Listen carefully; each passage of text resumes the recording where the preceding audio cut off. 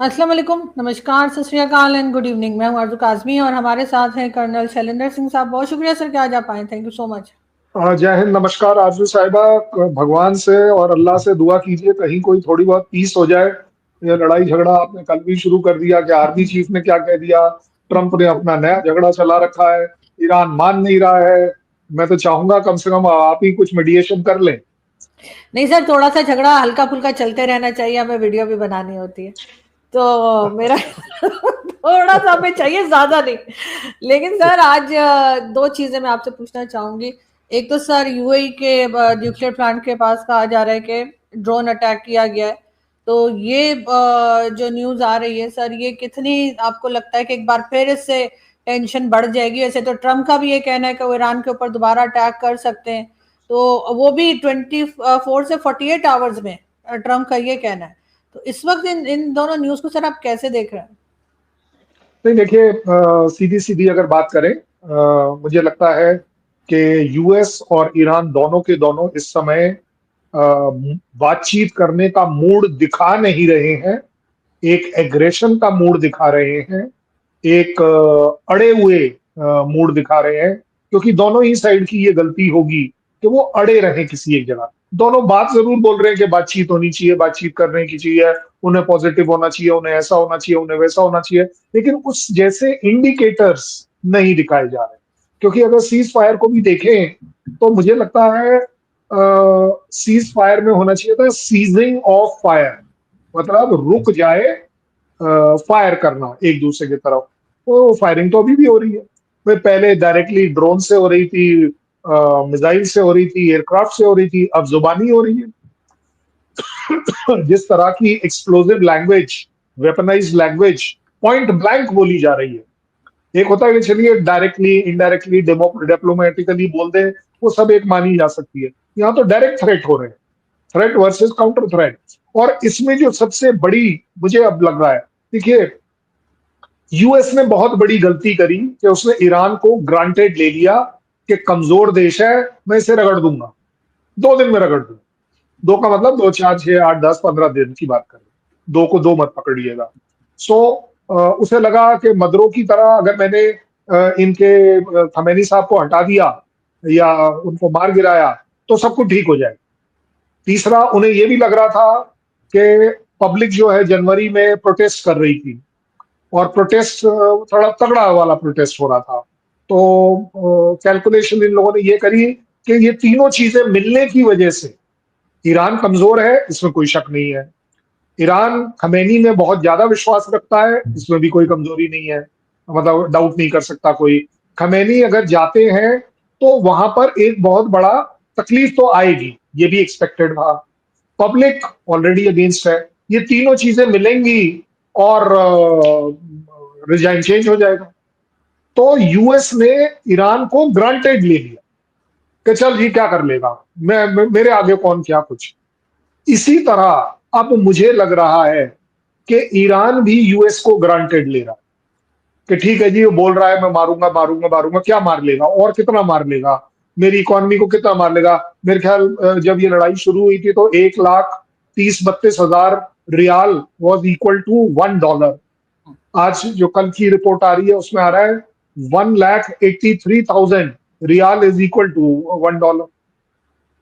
तो 30, 40, 50 हजार और कीमत गिर जाए, वो तो पहले ही गिरा हुआ था, उसमें क्या डाउट है। तो अब ईरान जो गलती कर रहा है वो मुझे ये लगता है कि वो अब यूएस को ग्रांटेड ले रहा है कि नहीं यार, मैं कुछ भी कर लूं ये अटैक नहीं करेगा, ये मेरा क्या कर लेगा, मेरा तो सब कुछ बर्बाद हो चुका है वगैरह वगैरह। लेकिन ईरान ये रियलाइज नहीं कर रहा कि अब तक शायद दुनिया का कुछ कुछ सेंटीमेंट ईरान के साथ था कि यूएस ज्यादा दादागिरी कर दुनिया में और ईरान के ऊपर। ठीक है, मैं पर्सनली मैं मान सकता हूँ इस बात को कि हम ईरान के फेवर में कभी भी नहीं थे, क्यों ईरान हिजबुल्लाह हमास हूती को सपोर्ट किया करता था, तो हम ईरान के खिलाफ भी बात करते थे, ऐसी बात नहीं है कि हम नहीं करते। लेकिन अब जो है वो जो सेंटीमेंट के ईरान के साथ जाती हो रही है वो कम हो जाएगा, क्योंकि हॉर्मुज आप खोल नहीं रहे। क्यों नहीं खोल रहे, मतलब व्हाट इज द रीजन? चलिए जी, हॉर्मुज उनका कहना है ईरान का कि यूएस ने ब्लॉकेड लगा रखा है इसलिए नहीं हो रहा। भाई यूएस ने तो बोला हुआ है ब्लॉकेड जो है वो सिर्फ ईरान के लिए है। तो इसका मतलब ये है, अगर आप हॉर्मूज की ज्योग्राफी को समझें, हॉर्मूज ईरान के साउथ वाली साइड में, तो हॉर्मूज का जो 12 से 13 किलोमीटर का इलाका so called coastal area Iran के साथ पड़ता है, उसके ऊपर ईरान का हक है। उसमें से ईरान किसी भी तरह के जहाज ले जा सकता है, तो जो मर्जी है करे। उसको अगर यूएस ने ब्लॉक किया है तो गलत किया है, कोई बड़ी बात। लेकिन लेकिन इस चक्कर में आप अपने से, ईरान अपने 12 किलोमीटर के आगे के जो 12 किलोमीटर है, जिसको हम कहते हैं इंटरनेशनल वाटर, उसके अंदर जब आप शिप्स को रोकेंगे तो गलत तो आप भी कर रहे हैं। तो दो गलत will never make it equal to one. So अब जो मिसकैलकुलेशन या सो कॉल्ड टेकिंग ग्रांटेड वो ये है कि अगर आपने जिस तरीके से इस समय यूएई के जो क्या बराक न्यूक्लियर पावर स्टेशन के ऊपर अटैक किया है, और इसमें कोई डाउट, बेनिफिट ऑफ डाउट नहीं दिया जा सकता, हालांकि वो रिपोर्ट आ रही है कि इन्वेस्टिगेट किया जाएगा किसने स्ट्राइक किया है, कौन कर सकता है इतना गैर जिम्मेदाराना हरकत, और कौन कर सकता है। आपको लग रहा है इराक करेगा? इराक क्यों करेगा? आपको लग रहा है सऊदी करेगा? क्यों करेगा? बहरान करेगा? क्यों करेगा? करने वाला अगर कोई है तो वो ईरान ही करेगा। और ईरान के इस करने के रीजन भी दे सकते हैं, प्रूफ वाली बात है। प्रूफ नंबर 1, पहली बार नहीं है कि यूएई के ऊपर ईरान अटैक करेगा, पहले भी करे, दैट मीन्स हिस्ट्री है। दूसरा, वो कंटिन्यूअसली ब्लेम कर रहा है, ईरान यूएई को ब्लेम कर रहा है कि यूएई यूएस की तरफ ज्यादा है, और अब वो इजराइल की तरफ भी जा रहा है, क्योंकि इजराइल के प्राइम मिनिस्टर वहां विजिट करे हैं। उसके पीछे सीक्रेट विजिट है, कौन सी विजिट है, जो भी आप कर लीजिए। तीसरा, उसने भी रिसेंटली कहा है ईरान ने कि एक अटैक उनके ऊपर भी हुआ है जो यूएई ने किया है, हालांकि यूएई ने उसको डिसोन कर। तो बड़ी बात अगर निकल कर आती है तो वो ये जरूर आती है कि मेरा आकलन कहता है कि यूएई पर अटैक करने की क्षमता, that is capacity, capability, decision making Iran में हो सकती है। अब आती है जो उससे बड़ी बात, न्यूक्लियर। ये this is very serious business. इसके ऊपर ईरान पूरे वर्ल्ड का ओपिनियन अपने अगेंस्ट हो जाएगा। जब आप एक पावर प्लांट हो, न्यूक्लियर प्लांट, अगर आपका कोई एनरिचमेंट प्लांट है, कुछ नहीं है, तो आप उस पर अटैक कर लें तो आपस में आपके डिफरेंसेस की बात है। यहां तो हो ही नहीं सकता। ये तो जग जाहिर है कि यूएई का जो पावर प्लांट है वो उसमें एनरिचमेंट खुद करता ही नहीं है, वो तो एनरिच्ड वाले को लेकर आता है, खरीदता है यूएस से। और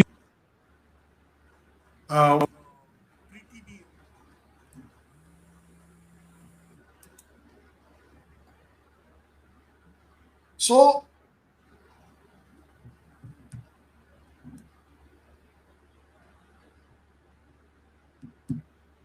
अगर मोटे तौर पर हम देखने की कोशिश करें तो मुझे लगता है कि ईरान विल सफर नाउ, अगर वो न्यूक्लियर स्ट्राइक, न्यूक्लियर इंस्टॉलेशन पर स्ट्राइक कर रहा है। अच्छा, इसमें कहीं कोई डाउट नहीं हो सकता कि क्या ये प्लांट न्यूक्लियर पावर का है या न्यूक्लियर बम बनाने का है या कुछ है।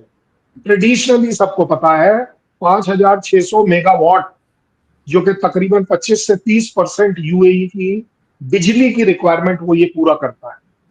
एक नहीं, दो नहीं, तीन नहीं, 4 रिएक्टर है एक ही जगह पर। मिडिल ईस्ट का, पूरे के पूरे मिडिल ईस्ट का अकेला अकेला न्यूक्लियर पावर प्लांट है ईरान के पास, जो बुशर है उसके अलावा।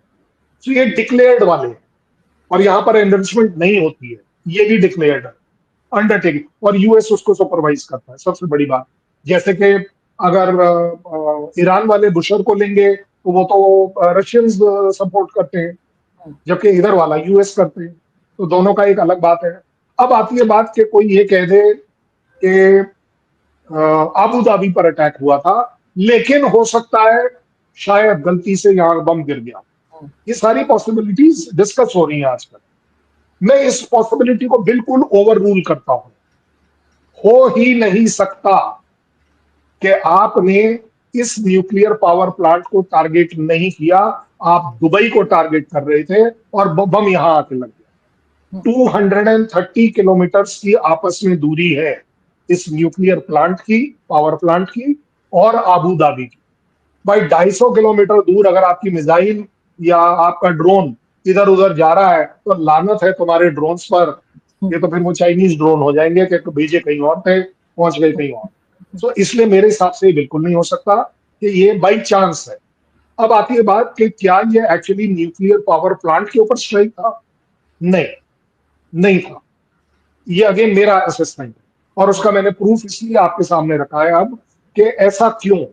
ऐसा इसलिए, एक न्यूक्लियर पावर प्लांट जो है वो 10 मीटर बाय 10 मीटर नहीं होता, मतलब acres and acres of land के ऊपर, और उसके अंदर जितनी जितनी क्रिटिकलिटी बढ़ती जाती है उसका दायरा अंदर होता जाता है। एक inner perimeter, outer perimeter, super outer perimeter वगैरह वगैरह। सो सबसे अंदर वाला जो पेरीमीटर होता है वो होता है जहां पर ये रिएक्टर नंबर 1, 2, 3 एंड 4 जहां वो काम करते हैं, बिजली बनाते। मतलब उसकी टेक्निकलिटी में नहीं जाऊंगा, लेकिन वो इनर से इनर मानी जाती है। इसके बाहर वो वाले आइटम्स होते हैं जो उस प्लांट को सपोर्ट करता है, जैसे कि उसके जो जनरेटर्स हैं, कि बिजली कहाँ से आएगी, उसका पानी जो पंप होना है वो कहाँ से आएगा, वगैरह वगैरह।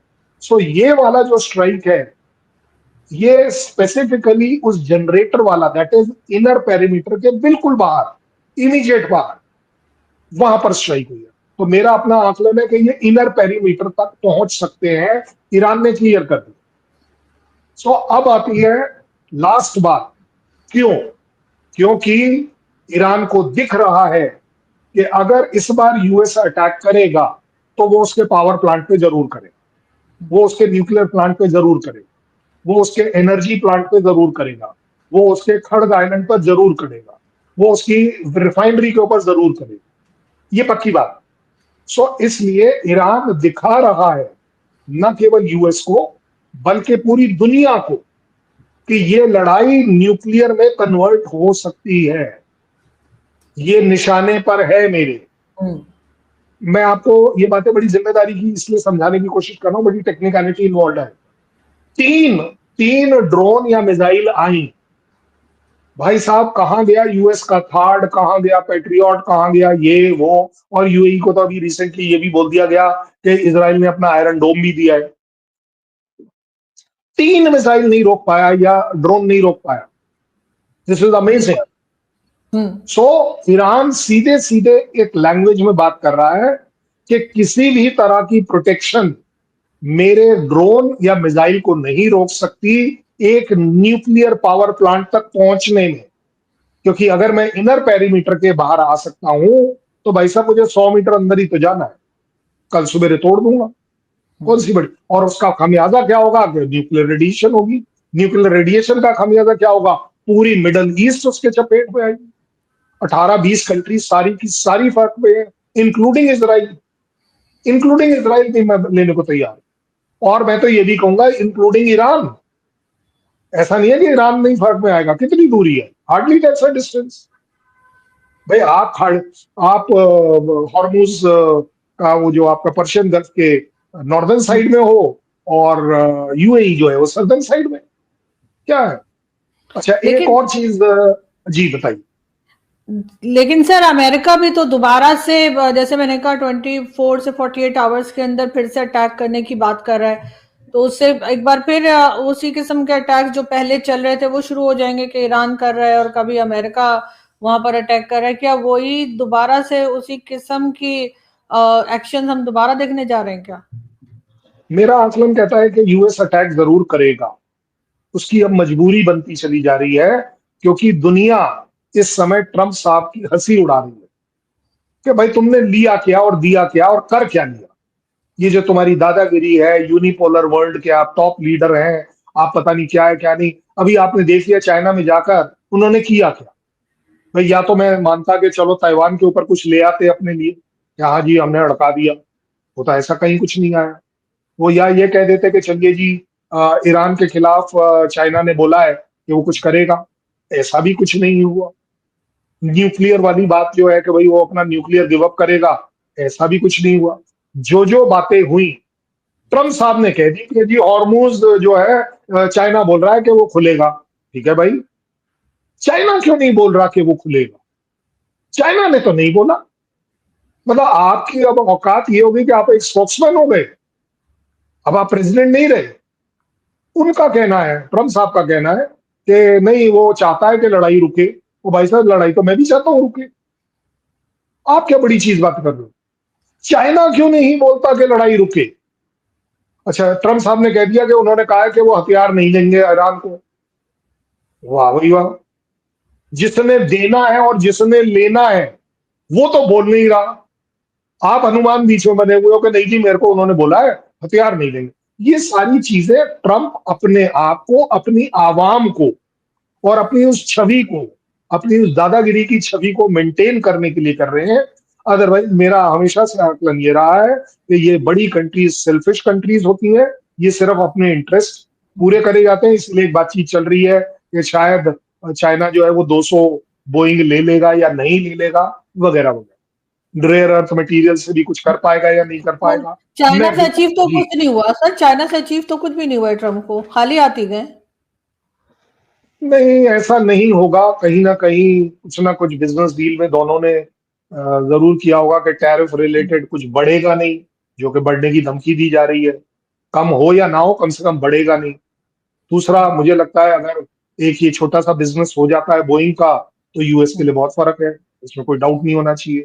उससे भी बड़ी बात यह है कि अगर रेयर अर्थ मटेरियल से रिलेटेड कुछ भी बातचीत होती है, वो भी इनके लिए तो फेवरेबल हो जाएगा, यूएस के लिए। जहां तक बात आती है ताइवान की, मुझे नहीं लगता कि ताइवान में यूएस अपने बूट्स ऑन ग्राउंड डालेगा कभी भी। अरे भाई, ईरान में तो डाले नहीं तूने, जहां तू डायरेक्टली अफेक्टेड था।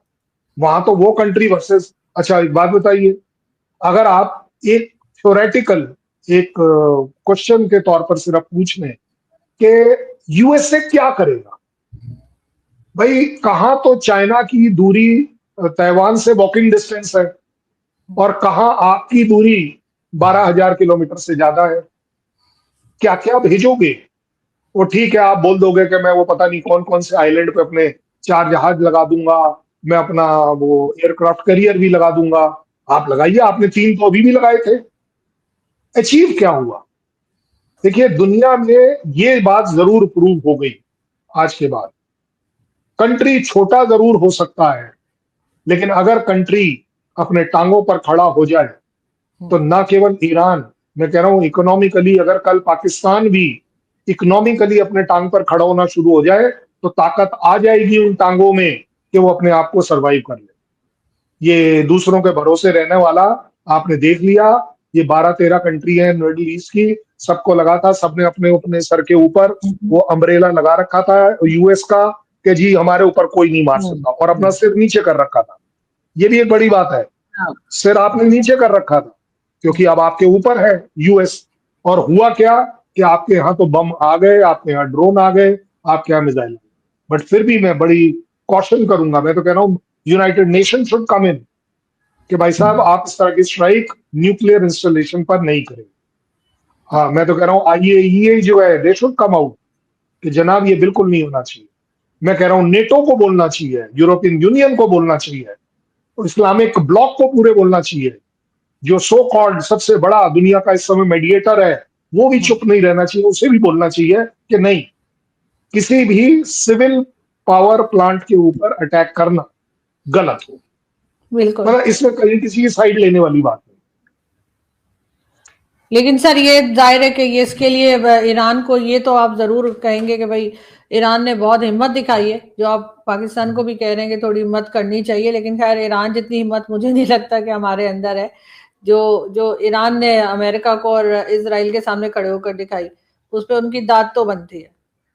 एक एक आरजू काजमी को पूरी इंडियन फैंस जो है वो दाद देते हैं कि पाकिस्तान जैसी कंट्री में रहकर भी वो इतनी जाबाजी से बात कर पाती है अपने देश के लिए, अपने देश की वो एक अच्छी क्रिटिक बन पाती है, वो अपने देश की गलतियों को मानने को या सामना करने को तैयार रहती है। और अगर आज के कॉन्टेक्स्ट में कहूं तो मुझे नहीं लगता कि अगर एक एक अकेली आरजू काजमी, मुझे नहीं लगता कि पाकिस्तान में अकेली होगी। कई आरजू काजमी होंगी जो बोल नहीं पा रही, जो हिम्मत नहीं जुटा पा रही है। मुझे लगता है आज नहीं तो कल पाकिस्तान की आवाम को खड़ा तो होना पड़ेगा। कब तक आप 200-300 रुपए का आटा खरीदते रहोगे? कब तक आप 500 रुपए का पेट्रोल अफोर्ड करते रहोगे? वो एक आध लोग हैं आपके जो पैनलिस्ट जो बातें करते हैं, नहीं जी हम अफोर्ड कर सकते हैं 500 रुपए का, हमारे पास पैसे हैं, साढ़े कोल पैसे हैगे। तो भाई साहब ठीक है, मुबारक हो, आपको मुबारक हो। 500 क्या, मैं तो कह रहा हूँ 600 रुपए हो जाना चाहिए। आप हमारा भी सब्सिडाइज कर दीजिए। आप तो, आपके यहाँ तो मांगने की वो रिवाज है या नहीं है, आप हमसे मांगो या ना मांगो, इसलिए मैं थोड़ा डर के बोल रहा हूँ। लेकिन मुझे ये जरूर मालूम है कि अगर कोई चीज अच्छी हो रही है तो मैं मांगने के लिए आपसे तैयार, कि अगर पेट्रोल नहीं के दाम आप कम करवा सकते हैं तो दुनिया में कम कराइए, हमारे यहाँ कम कराइए, पाकिस्तान में डबल करा दीजिए, क्योंकि आप अफोर्ड कर सकते हैं। वो जो आंख नहीं बंद करने वाली जो टेंडेंसी है पाकिस्तान में, आप बताइए मुझे। भाई आप मुनीर साहब आपके जाते हैं ईरान, भाई क्यों गए थे? पीस करने गए थे ना, पीस का ही मुद्दा रहा होगा, और तो कोई नहीं हो सकता, ऐसा समझा जाता है या आपके यहाँ से एडवर्टाइज होता है। अब वो इस पर क्यों नहीं बोल रहे? क्या हाँ जी, अब क्यों नहीं जा रहे समझाने के लिए कि जनाब ये गलत बात हो जाएगी, ये वो वाला प्लांट है जिसमें सिर्फ नुकसान हो सकता है और कुछ नहीं हो सकता। यहां पर न्यूक्लियर वेपन नहीं बन रहे हैं, यहां पर सर, स्टेटमेंट सेंट्रीफ्यूज तो एक नहीं आई है। है। सर, एक क्या? स्टेटमेंट तो आई है गवर्नमेंट की तरफ से इस चीज के अगेंस्ट के ऐसा नहीं होना चाहिए था। एक स्टेटमेंट बहरहाल इन्होंने दे दी है, क्योंकि ये ठीक है, यूएई के फेवर में इन्होंने एक स्टेटमेंट दी है जो उनको देनी भी चाहिए थी, लेकिन ईरान को इन्होंने कुछ नहीं क्यों? कहा। क्योंकि यूएई को जर्नली आप बड़े दबे शब्दों में बोलेंगे, क्योंकि आपको लगता है कि यूएई जो है वो भारत के क्लोज चल रहा है और सऊदी के अगेंस्ट चल रहा है। भाई साहब, यूएई की स्ट्राइक के ऊपर सऊदी तक ने स्टेटमेंट दे दी कि ये बिल्कुल नहीं होना चाहिए। आप नहीं सोचिए। सर, पाकिस्तान ने भी स्टेटमेंट दे दी है, लेकिन सर बात वही है, सही को सही और गलत को गलत कहना चाहिए, चाहे कोई भी कर रहा हो। तो इनको भाई मैं तो इस कह रहा हूँ, बात मेडिएटर क्यों नहीं बोल रहा? मेडिएटर क्यों नहीं बोल रहा? शहबाज शरीफ क्यों नहीं बोल रहा? मुनीर सर साहब क्यों स्टेटमेंट नहीं दी बोल है। रहे? सर मुनीर साहब तो चुप है, लेकिन गवर्नमेंट की तरफ से एक स्टेटमेंट जरूर, प्रेस रिलीज जरूर आ गई है और मैं तमाम आपको मीडिया को। बताता हूँ, वो दोनों, वो देखो, गवर्नमेंट की तरफ से स्टेटमेंट आना एक अलग बात होती है, बिल्कुल ठीक बोल रही हैं आप, अच्छी बात होती है, इसमें कोई बुराई नहीं है भाई दोनों, मैं क्रिटिसाइज। लेकिन ये हम्म, दोनों बंदे क्यों नहीं बोल रहे? क्योंकि अगर इन्होंने कुछ बोल दिया इस तरह का हम्म, तो ईरान खफा हो जाएगा। ये भी तो देखिए ना कि दे, यहाँ पर्सनल लॉयल्टी इन्वॉल्व है। भाई क्या बिल्कुल। बोला जा रहा है यूएस की प्रेस में, क्या बोला जा रहा है कि मुनीर साहब के इस कॉन्फ्लिक्ट से पहले आईआरजीसी के साथ क्लोज कांटेक्ट थे। अब मैंने तो नहीं बोला, इंडिया ने तो नहीं बोला, ये तो यूएस में आया है, क्योंकि यूएस में आप लोगों का ज्यादा भरोसा है, आप वहां बहुत बड़े लाडले हैं, आप गोद में खेले हैं उनके, आपको मालूम है, इसलिए आपको लगता है वहां जो, तो मैं अब जब ये कहता हूं कि आपके वहीं से न्यूज आ रही है, लिंडसे ग्राहम अगर आपको बोल रहे हैं कि आपकी इंटीग्रिटी, लॉयल्टी, क्रेडिबिलिटी नहीं है, तो फिर अब आप ये बताइए ना, जब एक इतना इमोरल एक्ट हो रहा है, कि मैं बोल रहा हूं, हम तो ईरान के फेवर में कल तक बात कर रहे थे, लेकिन मैं ये जिम्मेदारी के साथ बोलने को तैयार हूं, किसी भी और वो भी नोइंग फुली वेल कि इसमें कहीं कोई गलती की गुंजाइश नहीं। ये बड़ा डेलिबरेट अटैक है। आप दुनिया को डरा रहे हैं मिस्टर ईरान कि मेरे यहां कुछ करोगे या नहीं करोगे मुझे नहीं पता, लेकिन मेरे पास ये एक निशाना टारगेट पर है, क्योंकि जिस डर्टी बॉम्ब की बात चल रही है, डर्टी बॉम्ब बनाने की जरूरत क्या है? भाई साहब, ये यूएई के इस पर आप मार दीजिए, हजारों किलोमीटर तक जाएगा, क्योंकि यहाँ कोई छोटा मोटा तो प्लांट है नहीं। 5,600 इनका बुशर वाला जो है ईरान का, वो तो 1,000 किलोवाट का है, मतलब 5 से 6 गुना ज्यादा बड़ा है। एक बिल्कुल। रिएक्टर नहीं है, 4-4 रिएक्टर है। हम्म, आप सोचिए कि कितनी ज्यादा तहस नहस हो जाएगी, कितनी ज्यादा खौफनाक सिचुएशन हो जाएगी। चेरनोबिल, सोचिए 1800 किलोमीटर तक इफेक्ट गया था उसका शुरुआत में। क्यों? क्योंकि विंड डायरेक्शन के हिसाब से चलता गया, वो जो वेव्स हैं, वो जो पानी समुद्र है उसके थ्रू जाता रहा, बढ़ता गया। आप सोचिए यहाँ क्या होगा। सो इसलिए मुझे लगता है वर्ल्ड बॉडी को, इंक्लूडिंग पाकिस्तान को, बड़े स्ट्रॉन्ग वर्ड्स में आना चाहिए चाहे पाकिस्तान स्ट्रॉन्ग वर्ड्स में ना आए, but they must make a visit to Iran to make a appeal कि जनाब देखिए ये मत करिए। आपका जो भी छोटा मोटा इस समय लोगों की सेंटिमेंट चल रही है ईरान के साथ, वो खत्म हो जाएगी। आप मान लीजिए मेरी बात आरजू साहिबा, एक थ्योरेटिकल क्वेश्चन का थ्योरेटिकल आंसर, अगर कल अगर कल ये स्ट्राइक एक्चुअली उस न्यूक्लियर जगह पर हो जाती और न्यूक्लियर रेडिएशन लीक हो जाती, आपने यूएस को गिफ्ट दे दिया कि जनाब अब आप हमारे ऊपर भी यही कर सकते, फिर तो जस्टिफिकेशन हो जाएगा ना भाई। बिल्कुल। आप देखिए ना, यूएस ने जापान के ऊपर बम कब गिराया? जब वो पर्ल हार्बर हुआ। पर्ल हार्बर में उनके 10-12 जो शिप नष्ट हो गए, हजारों के हिसाब से सैनिक मारे गए, अगले दिन ले दे के उन्होंने काम कर दिया, क्योंकि अब उन्हें दुनिया के सामने एक जस्टिफिकेशन मिल गया, अपने ओन के लिए भी मिल गया। ये जो आजकल हम देख रहे हैं कि ट्रंप के खिलाफ 63% यूएस की पॉपुलेशन चल रही थी, आप देख रहे ना वो 3% पर आ जाएगी। नहीं, बिल्कुल 100% सर। बोलेंगे वो कि जी मारो। ऐसे ही है सर, डेफिनेटली इन लोगों को बहुत सोच समझ के काम करना होगा। वैसे खैर मोहसिन नकवी साहब होम मिनिस्टर ईरान गए हुए थे कल तक तो, लेकिन ये कि अब उन्होंने वहां जाके क्या बात की है वो अभी तक क्लियर नहीं है, वेरी लेकिन good, very good, very good, thank you very much, आपने बहुत बढ़िया सा पॉइंट मेरे को दे दिया। अब आप मुझे एक बात बताइएगा, देखिए सुनिएगा, और ये बात आपकी पब्लिक को आपके थ्रू जाने बहुत जरूरी है। भाई इजराइल विजिट पर प्राइम मिनिस्टर मोदी गए थे तो अगले दिन हम अटैक करवा कर आ गए थे, ऐसा ही कुछ बोला गया था आपके यहाँ से। अब क्या जनाब ये जो न्यूक्लियर वाला है मामला, नकवी साहब तो नहीं करा रहे? क्योंकि भाई आप बता रहे हो वो तो वही है, और तभी हुआ ही अटैक। हाँ सर, उसी वक्त देखिए, हुआ है। तो अगर तो इसलिए मैं बोलता हूं कंट्रीज को स्टेटमेंट जिम्मेदारी की देनी चाहिए। बिल्कुल।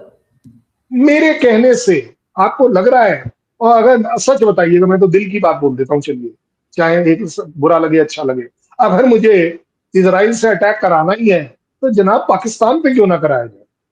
अगर कराना है इंडिया के पॉइंट ऑफ व्यू से बात, नहीं सर, किसी ने हमें किसी यहाँ पर पर मुझे कराने नहीं से क्या लगता फायदा? अटैक कराया होगा। नहीं सर, हमारे यहाँ से भी थोड़ी जिम्मेदारी दिखानी चाहिए थी और इस तरह का स्टेटमेंट नहीं रहा। यस, ऐसे तो फिर वही बात आ जाती है मोहसिन नकवी साहब वाली, क्या इन्होंने कहा था मैंने तो आज तो। इसीलिए आपको बोल दी कि अगर यही पैरामीटर आपका है तो अब आप अपने ऊपर लगा लीजिए कि हाँ जी नकवी साहब वहां थे, हम ही ने करवाया है।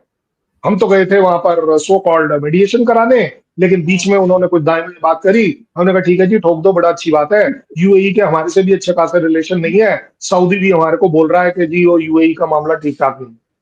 ये तो देखो आपको मालूम है इस यूएई के साथ आपका वो वाला रिश्ता नहीं है जो इंडिया का है, जो बिल्कुल। इंडिया का है। मैं तो ये भी कहने को तैयार। बट ये जो इसीलिए मैं कह रहा हूं कि ईरान की इस स्ट्राइक के ऊपर दुनिया को पॉलिटिक्स से थोड़ा ऊपर आकर इस बात को नरेट करना चाहिए, इंक्लूडिंग चाइना। चाइना क्यों नहीं बोल रहा कि ये गलत है? आप बताइए, why China is not saying कि हाँ जी ये गलत, इस तरह का काम नहीं होना चाहिए। सर चाइना तो आपको पता ही है, वो तो हर वक्त कॉर्नर पे ही रहता है, वो किसी भी चीज के लिए कभी बीच में आके बात नहीं करता तो उसका। शाहबाज और शरीफ को तरह पूछिए, तो फिर शाहबाज शरीफ साहब को पूछिए कि जनाब ये फिर किस तरफ का मामला है, किस तरफ का नहीं है। भाई ये बढ़िया बात है कि आपके एक और पैनलिस्ट थे यूट्यूबर, उन्होंने हमसे तो पूछ लिया कि जी आपने 2 घंटे के अंदर कंडेम क्यों नहीं किया था जब इजराइल ने स्ट्राइक करी? नहीं किया यार, हमारी मर्जी, हम टाइम लगाते हैं कंडेम करने में। Who the hell is anybody else? India Pakistan में अगर आप कंपैरिजन करें, हमने कभी डिमांड नहीं करी, ये किसी पैनलिस्ट ने भी डिमांड नहीं करी कि जी आप किसी चीज को क्रिटिसाइज करें या ना करें, आपकी मर्जी है भाई, आपके अपने मॉरल वैल्यूज हैं, नहीं है वो एक अलग बात है। मतलब ऐसा हमारे यहाँ बोला जाता है कि आपके यहाँ नहीं है मॉरल वैल्यूज, वो जस्टिफाई जस्टिफाई करें कैसे? मैं आपके साथ हर बार सिर मार लेता हूं इसी बात के ऊपर कि टेररिज्म।